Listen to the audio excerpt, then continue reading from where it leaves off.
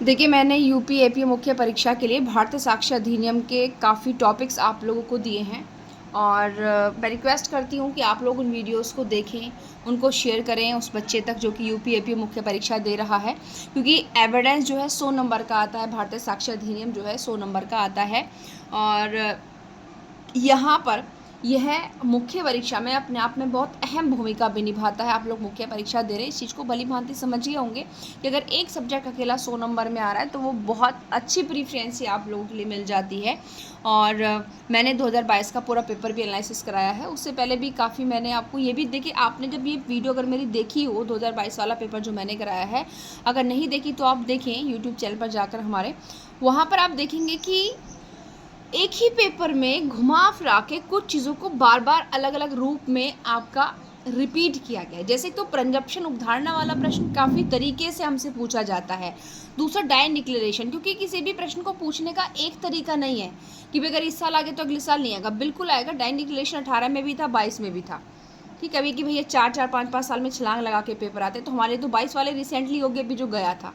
ठीक है, अब यहाँ पर है क्या, देखिए, क्योंकि अलग अलग तरीके से उसको पूछा जाएगा। ऐसे नहीं कि सेम डिक्टो पैटर्न पे रखेंगे, नहीं भाई, कैसे भी पूछ सकते हैं। प्रश्न को पूछने के बहुत से तरीके होते हैं। रिपीटेड का मतलब ये नहीं कि ऐसे चीज़ आपको रखा मिलेगा, भाई उसी सेक्शन का तो मिलेगा ना, रूप परिवर्तित होके। तो आप कुछ टॉपिक्स, लगभग 6-7 ऐसे टॉपिक हैं जो आपको बीएससी में बिल्कुल नहीं छोड़ने। एक तो आपको स्टार्टिंग के जो आपका सेक्शन 4 है, आपका 6 है, आपका 8 है, 12 है, इनके जो इलिस्ट्रेशन है वो आपको बिल्कुल नहीं छोड़ने। इनके 6 के और 12 के इलिस्ट्रेशन बहुत इंपॉर्टेंट है। उसके बाद आपका जो आता है कन्फेशन वाला, कन्फेशन डिक्लेरेशन, ये बहुत इंपॉर्टेंट है, आप लोग याद रखें।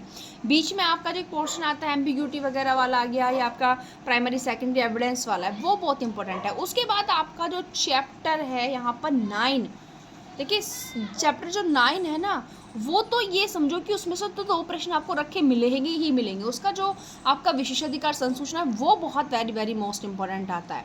ठीक है, और बाकी वो तो सारे का सारा ही आप लोग जानते हैं, 124 से 139 तक के सेक्शन सारा बहुत महत्वपूर्ण है। आज एक प्रश्न मैं ऐसा लेकर आई हूँ जो याद रखिएगा, मैं 99% श्योर हूँ कि यह क्वेश्चन आपको बीएसए में इस बार ज़रूर पूछा जाएगा। अदर लॉज में भी पूछा जा सकता है, बट बीएसए में ज़रूर आएगा। क्या है ये, कह रहे कि ये जो संशोधन हुए हैं हमारे अधिनियम के अंतर्गत, इनको बताना है। बात ये कि भाई जो दूसरे लॉज हैं वो बहुत बड़े हैं, लेकिन बीएसए जो है छोटा सा है और इसमें बहुत बड़ी मात्रा में बहुत बड़ा परिवर्तन मतलब नहीं हुआ है। तो हमसे क्वेश्चन पूछा जाएगा कि जो भारतीय साक्ष्य अधिनियम 2023 है, उसे भारतीय साक्ष्य अधिनियम 1872 के सापेक्ष में क्या चेंजेस हुए हैं वो आप लोग बताइए। या इस तरीके से प्रश्न पूछा जा सकता है, संशोधनों की चर्चा कीजिए। तो देखिए संशोधन क्या है, पहले मैं आपको यहाँ पर थोड़ा सा बता दूँ। यह जो हमारा नया अधिनियम है, इसमें एक तो 4 तो भाग हैं। कितने भाग हैं? 4, और 12 इसमें अध्याय हो चुके हैं और 170 इसमें धाराएं हैं। 3 चीज़ें इसमें आपके ऐड ऑन हो गई हैं।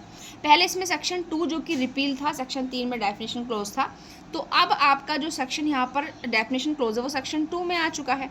यानी कि सेक्शन 4 में वगैरह में, इनमें जो आपकी डेफिनेशन आती थी, सेक्शन 4 में हम लोग पढ़ते थे कि उपधारणा करेगा, कर सकेगा, निश्चय सबूत, ये सारी चीज़ें कहाँ के डेफिनेशन क्लॉज में शामिल कर ली गई हैं। तो ये ऐसा नहीं कि अगर ये हमारे परिवर्तन ही तो हैं, लेकिन अब इनको सिस्टमेटिक तरीके से लिखेंगे कैसे। देखो एक और बात, देखो इलेक्ट्रॉनिक चीज़ें तो इसमें पहले से ही थी, ये बड़ी बात नहीं है, लेकिन इलेक्ट्रॉनिक का क्वेश्चन जो है वो आपको अब जो बीएनएसएस है उसमें मैंने वीडियो बनाया है सारे चीज़ों को, यानी कि इलेक्ट्रॉनिक कम्युनिकेशन वाली भी और ऑडियो वीडियो वाली भी। ध्यान से सुनिएगा, 2 पैटर्न में है बीएनएसएस में, एक तो ऑडियो वीडियो इलेक्ट्रॉनिक वाली चीज़ें हैं और एक इलेक्ट्रॉनिक कम्युनिकेशन है। दोनों को आपको अलग अलग तरीके से तैयार करना है, क्योंकि उन दोनों से भी प्रश्न आपका बनेगा।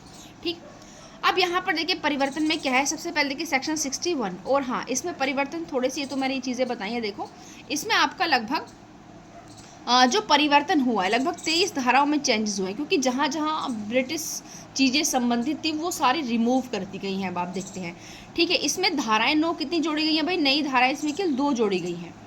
ठीक है, कितनी जोड़ी हैं? 2 धाराएं इसमें नई ऐड हुई हैं, बाकी धाराएं इतनी ज़्यादा इसमें ऐड आपकी नहीं की गई हैं। और इसमें 6 आपकी उपधाराएं, ठीक है, कितनी उपधाराएं, यानी कि 2 तो धाराएं जोड़ी गई हैं और 6 उपधाराएं जोड़ी गई हैं, और 5 इसमें धाराएं जो है रिपील कर दी गई हैं, और 23 प्रोविजन से मतलब संशोधन हुआ है। तो ये इसमें अमेंडमेंट वाला एरिया है। धारा केवल 2 ही ऐड हुई हैं, याद रखिएगा, ठीक है। और जो बिल्कुल हम कहें ना न्यू, वो न्यू कौन सी हैं? तो एक तो आप 100 अभी इस वीडियो में बताएंगे, और दूसरे 6 सबसेक्शन की धाराएं जो सेपरेट न्यू ऐड हुई हैं वो केवल 2 हैं, बाकी जो अंदर सबसेक्शन ऐड हुए हैं वो 6 हैं। बाकी निरस्त कितनी हुई है? निरस्त जो है वो आपकी 5 हुई है, निरस्त जो है वो आपकी 5 हुई हैं और 23 में संशोधन हुआ है। तो अब आते हैं सबसे पहले यहाँ पर कि नई 2 धाराएं कौन सी जोड़ी गई हैं, ये चीज़ आप शुरुआत में लिखें जब आप इसके क्वेश्चन की स्टार्टिंग करेंगे। तो देखिए, एक तो 61 ऐड हुई है जो इलेक्ट्रॉनिक और डिजिटल रिकॉर्ड के बारे में बात करती है, इनकी वैलिडिटी और के बारे में बात करती है, प्रोबेबिलिटी के बारे में बात करती है। और एक आपकी 170 जो निरीक्षण की बात करती है। 2 सेक्शंस बिल्कुल न्यू ऐड हुए हैं। देखिए 61 याद रखिएगा, 61 ऐड हुआ है और 117 ऐड हुआ है। 61 ये कह रहा है कि जो इलेक्ट्रॉनिक और डिजिटल रिकॉर्ड होते हैं ना, उनको साक्ष्य के रूप में आप ग्रहण करने से इनकार नहीं कर सकते हो।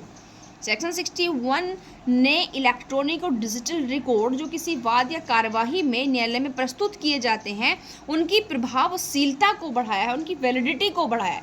एक सेक्शन सिंपल अब ये कह रहा है कि भाई अगर किसी केस में इलेक्ट्रॉनिक या डिजिटल रिकॉर्ड आप पेश कर रहे हो तो आप उसको उसका वही इफेक्ट मानोगे जो एक नॉर्मल डॉक्यूमेंट्स या एक गवाह की गवाही का होता है।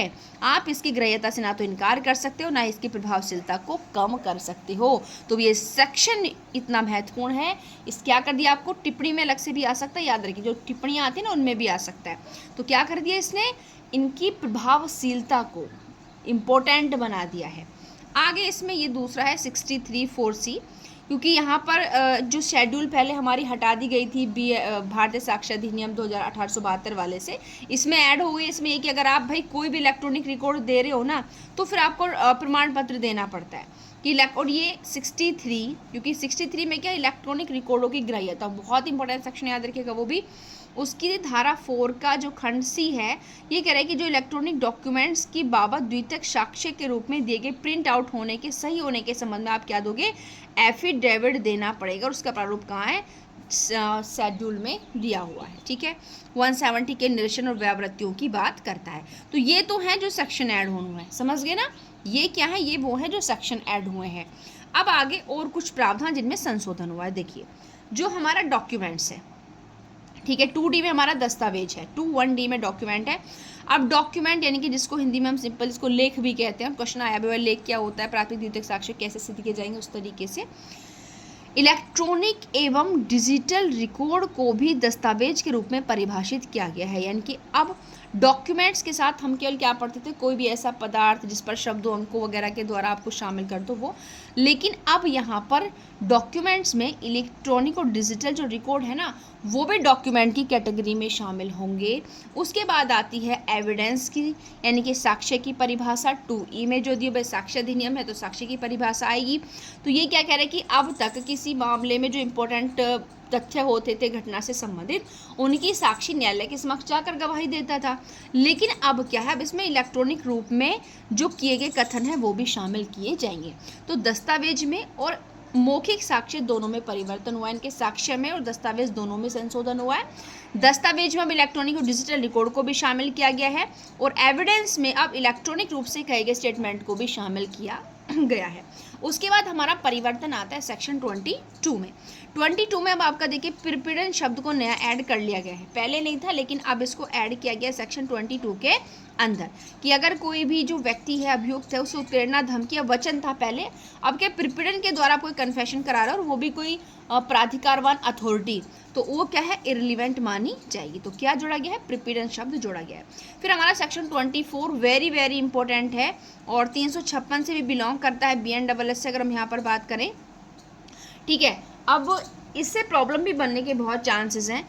इसमें चेंज क्या हुआ, इसमें एक स्पष्टीकरण जोड़ा गया नया, इसमें एक नया स्पष्टीकरण जोड़ा गया है 2, जो ये कह रहे हैं कि मानो अगर एक से अधिक अभियुक्तों का विचारण चला, मतलब किसी एक व्यक्ति का ट्रायल पर लागू नहीं हो रही है, कि मतलब एक से ज़्यादा लोगों का ट्रायल चल रहा है किसी मामले में, ठीक है, और उनमें से कोई एक जो व्यक्ति है अभियुक्त है वो अनुपस्थित रहता है, ठीक है, उसको मतलब घोषणा भी जारी कर दी है 84 BNSS के अकॉर्डिंग, बट फिर भी वो प्रेजेंट नहीं हो रहा है, तो अब क्या माना जाएगा? अगर वो कोर्ट में प्रेजेंट नहीं भी है किसी भी हियरिंग पे, बाकी एक्यूज्ड अगर प्रेजेंट है तो माना जाएगा कि उसका जॉइंट ट्रायल उनके साथ चल रहा है। हो सकता है इस बार आपसे इसकी प्रॉब्लम भी पूछी जा सके। ठीक है, सेक्शन 39 में क्या ऐड किया गया है? सेक्शन 39 में आपका जो है अन्य क्षेत्र को शामिल कर लिया। पहले इसमें केवल आपके 5 क्षेत्र थे, एक विधि था, अब 39 में हो गया एक्सपर्ट ओपिनियन। एक तो विदेशी विधि पर, ठीक है, विज्ञान पर कोर्ट किन किन मामलों में ओपिनियन बनाता है? एक तो विदेशी विधि पर बनाएगा, कला पर बनाएगा, और विज्ञान, विदेशी विधि और कला, 3 चीज़ें ये हो गई, और आपके हस्तलेख और अंगुली चिन्हों पर। अब इसमें अन्य क्षेत्र और ऐड कर दिया गया। अब अन्य क्षेत्र ऐड करके याद रखिएगा सेक्शन 39 का जो क्राइटेरिया था उसको बहुत लॉन्ग कर दिया है। अब इस अन्य क्षेत्र में क्या आएगा? अब ये कोर्ट के डिस्क्रिप्शन पर ही रहेगा, इसका इंटरप्रिटेशन अब हमारे न्यायालयों के द्वारा किया जाएगा कि अन्य क्षेत्र में आप किन किन चीज़ों को शामिल कर रहे हो। जहाँ पर कोर्ट इस प्रकार की चीज़ों में फंस रहा है ओपिनियन बनाने के लिए, तो वहाँ पर वो ओपिनियन ले सकता है। उसके बाद हमारा आता है भाई 57 बात करता है प्राइमरी एविडेंस में। प्राइमरी एविडेंस में बहुत ज़्यादा 4 नए स्पष्टीकरण जोड़े गए हैं, और मैं यहाँ पर कहूँगी very very very very important, क्योंकि यह आपका वैसे भी सेपरेट आता है। भाई ये सारे सेपरेट आते हैं, कौन सा नहीं आता? ठीक है, अभी यहाँ पर आ गए हैं सारे एक जगह। प्राइमरी एविडेंस में पहले तो केवल 3 थे कि अगर जहाँ कोई दस्तावेज अगर कई मूल प्रतियों में निष्पादित है, ठीक है, तो उस दस्तावेज की हर मूल प्रति एक दूसरे का साक्ष्य होगी। यदि कोई डॉक्यूमेंट्स किसी पक्षकार द्वारा निष्पादित किया गया तो उसके अगेंस्ट प्राइमरी एविडेंस है। अगर कोई डॉक्यूमेंट्स को आपका प्रिंटेड वगैरह किया गया है तो बाकी जितनी भी प्रतियां आपने बनाई सब एक दूसरे की क्या है? प्राथमिक साक्ष्य हैं। दस्तावेज जो मूल को छोड़कर, जैसे कि आप शादी के कार्ड वगैरह बना रहे हो, न्यूज़पेपर वगैरह छपा रहे हो, ये सारी चीज़ें क्या होती है? इसी की कैटेगरी में तो आती हैं। ये 3 हमारे पहले से ही थे, अब आपका ऐड हो गया है प्राथमिक साक्ष्य में सारे ऑडियो वीडियो इलेक्ट्रॉनिक मीन्स 4। जैसे कि अगर कोई डॉक्यूमेंट्स, कोई दस्तावेज, मतलब कोई डिजिटल इलेक्ट्रॉनिक रिकॉर्ड जो कई फाइलों में अंतर्निविष्ट है, एक जगह नहीं बहुत सारी फाइलों में है, तो वो जितनी भी फाइल है ना सब एक दूसरे का प्राइमरी एविडेंस होंगी। फिर अगर ये जो इलेक्ट्रॉनिक और डिजिटल रिकॉर्ड है, अगर ये प्रॉपर कस्टडी से पेश किए गए हैं, प्रॉपर कस्टडी से पेश किए जाने पर भी प्राथमिक एविडेंस मान जाएंगे, बशर्ते वो विवादित नहीं होना चाहिए। तीसरा जो नया ऐड हुआ है, मैं उनकी बात कर रही हूँ, ठीक है। तीसरा जो नया ऐड हुआ है वो ये बात करता है कि अगर कोई चीज़ें किसी को, जैसे कोई वीडियो कॉन्फ्रेंसिंग वगैरह नहीं होती किसी की, आपकी वीडियोग्राफी वीडियो कॉन्फ्रेंसिंग वगैरह चीज़ें होती है, अगर वो आपने एक ही जगह स्टोर कर रखी हैं तो वो भी प्राइमरी एविडेंस है। बाकी हमने देखा होगा कि कोई ऐसी चीज़ है इलेक्ट्रॉनिक डिजिटल रूप में जो कई जगह पर आपने स्टोरेज कर रखी है, एक जगह स्टोरेज नहीं कि कई जगह स्टोरेज की है, तो सारी क्या एक दूसरे का वो प्राथमिक साक्ष्य है। इस तरीके से आपको तैयार करना है। और सेक्शन 57, तो यहाँ पर 4 चीज़ें इसमें नई ऐड होनी हुई है, तो हम 57 भी शामिल करेंगे। उसके बाद अभी यहाँ पर 58 बता देती हूँ। 58 में भी आपकी मौखिक और लिखित स्वीकृतियों को शामिल किया गया है, ये भी द्वितीयक साक्ष्य मानी जाएंगी, ठीक है। मौखिक और लिखित स्वीकृतियाँ इसमें भी आपकी शामिल की गई हैं।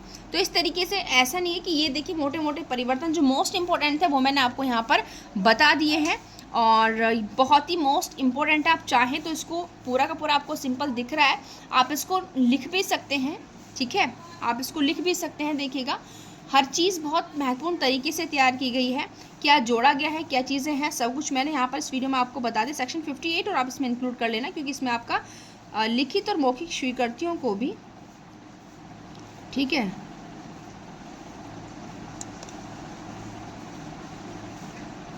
इनको भी जो है यहाँ पर क्या माना गया है, द्वितीयक साक्ष्य की कैटेगरी में शामिल किया गया है इसके अकॉर्डिंग, ठीक।